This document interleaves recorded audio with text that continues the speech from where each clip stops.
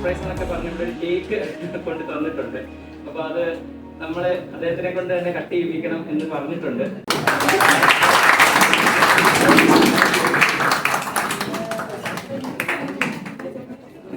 ഫ്രണ്ടിന്റെ പേരൊന്നും ചോദിക്കരുതെന്ന് പറഞ്ഞിട്ടുണ്ട്. ഫ്രണ്ട് ഒരിക്കലും അത് പറയണ്ട, ആരാണെന്ന് പറയണ്ടെന്ന് പറഞ്ഞിട്ടുണ്ട്.